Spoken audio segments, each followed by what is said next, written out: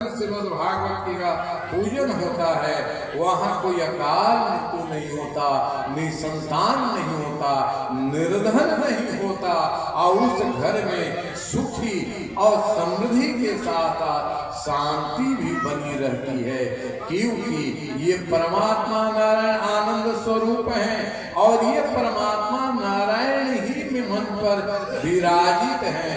इसलिए श्रीमद् भागवत के एकादश खंड के अंतर्गत यह वर्णन मिलता है कि जब उद्धव जी ने श्री कृष्ण द्वारकाधीश से कहा कि हे प्रभु, कलयुग आ रहा है, आप यहाँ से साकेत जा रहे हैं, तो दुनिया वालों को क्या होगा? पापाचार बढ़ेगा, अनाचार बढ़ेगा, अत्याचार बढ़ेगा, बेविचार बढ़ेगा, दुख बढ़ेगा, तो इस कली काल के जीवों का उद्धार कैसा होगा?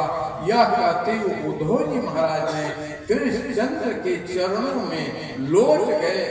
परम कृपालु कृष्ण दयालु द्वारकाधीश ने कहा, हे उद्धव, आप चिंता मत करो, कलयुग तो आएगा, कालखंड है, लेकिन मैं जितने जीवों का जिस प्रकार से मैं कल्याण नहीं कर सका, अपनी शक्ति मैं इस श्रीमद् भागवत में मैं समाहित कर रहा हूँ, और यह श्रीमद् भागवत ही मेरे तरह जीव मात्र का कल्याण करेगा।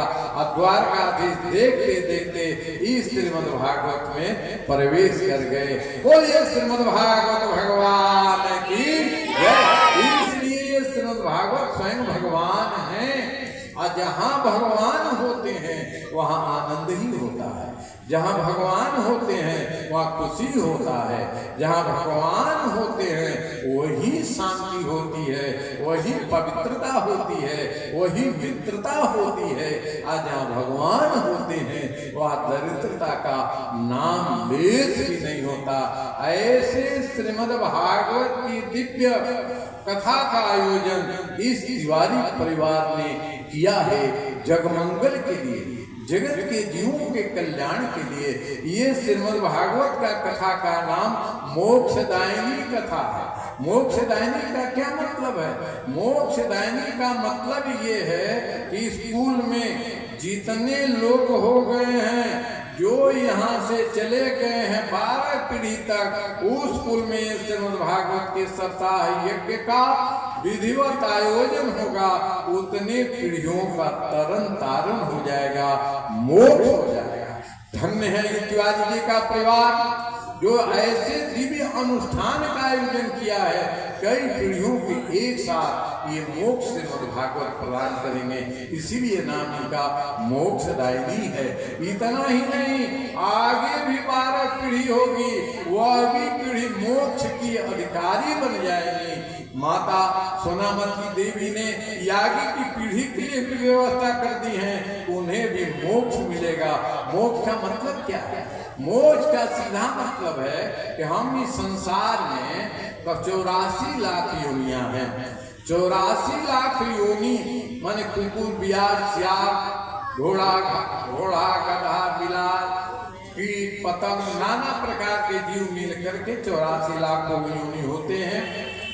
इसमें से 83,99,999 योनि जो है कीट, पतंग, गाय, बैल, कुत्ता, बिल्ली का, वह अपने अपने कर्म के अनुसार वह योनि मिलती है। मतलब जैसा कर्म आथा श्रीमद् भागवत का एक श्लोक, अंते या मति सागति ही, जैसा हम कर्म करेंगे वैसा ही जन्म मिलेगा, जैसी करनी वैसी भरनी, वही योनि मिलेगी। लेकिन सब कुत्ता बिलार का मिले, लेकिन आदमी की योनि कर्म के अनुसार नहीं मिलेगा। आप चाहेंगे कर्म करके हम आदमी का तन पालें, मनुष्य की योनि पालें, मनुष्य माता पिता के घर में जन्म ले, ना ना ना, ये कर्म से नहीं होता। तो कैसे होता है? जब गुरु जी का कृपा होता है। जैसे इस क्षेत्र के और इस संसार के समर्थ गुरु का नाम त्रिदंडी स्वामी जी है। और त्रिदंडी स्वामी जी महाराज के अतिशय समक्ष शिष्य सनातन धर्म ध्वज के संवाहक वैष्णव कुलभूषण तप की सीमा आस्था के स्तंभ और जन जन के जीवों के कल्याण के लिए अग्रगण तक अग्रसरित रहने वाले जीयर स्वामी जी महाराज संसार के जीवों को कल्याण के लिए लगे हुए हैं। अनित्य वो कहीं न कहीं ज्ञानी यज्ञ का श्रीमद् भागवत का अनुष्ठान करते ही रहते हैं, जिससे मानव तन का उद्धार हो, उनकी एक कृपा है।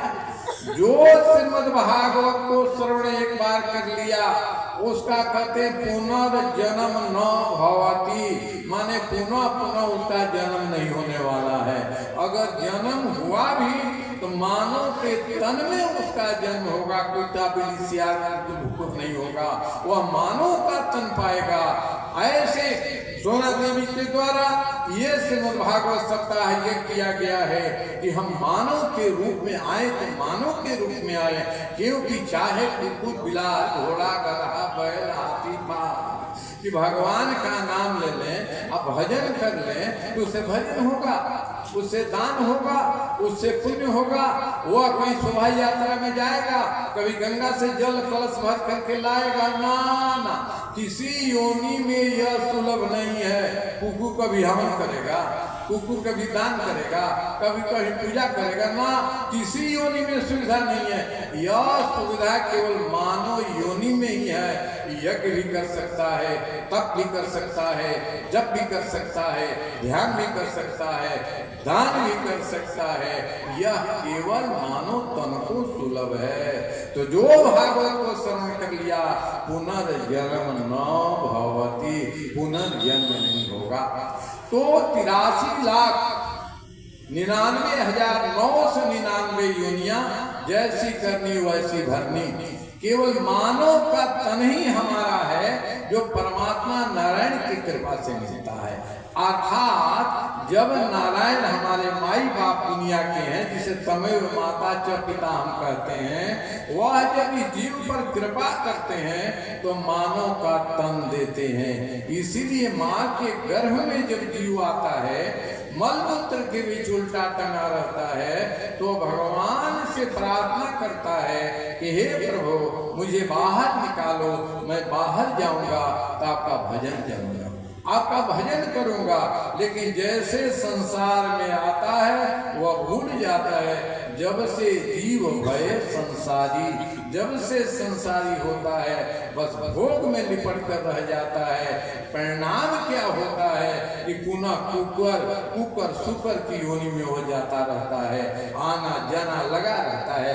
पुनरपि जन्मम पुनरपि मरणम पुनरपि जननी जठरे सनम, बार बार जन्म लेता है, बार बार मरता है, नाना प्रकार का कष्ट भोग करता रहता है।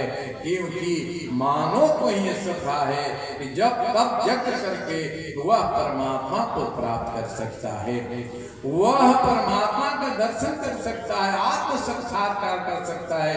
ये श्रीमद् भागवत का ज्ञान है। ये श्रीमद् भागवत के अंतर्गत 7 दिनों तक कहने सुनने का विधान बताया गया है।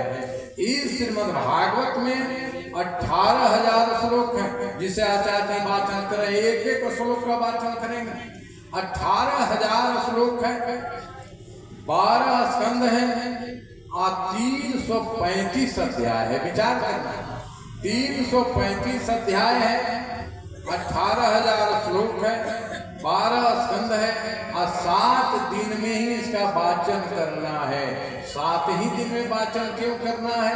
हम दुनिया में जितने लोग आए हैं सबका जन्म 7 ही दिन में होता है और यहाँ से जाना भी 7 ही दिन में है। चाहे जितने हम हैं, कोई सोमवार को आया होगा, कोई इतवार को आया होगा, कोई मंगल को आएगा, 7 ही दिन में आया है और 7 ही दिन में जाएगा।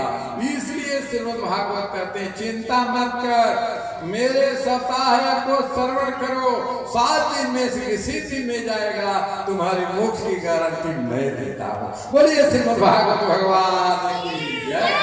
ये श्रीमद् भागवत का दिव्य स्वरूप है। एक एक श्लोकों की बात निवेदन में करूंगा, लेकिन आइए परमात्मा का प्रेम से दो बात नाम ले ले।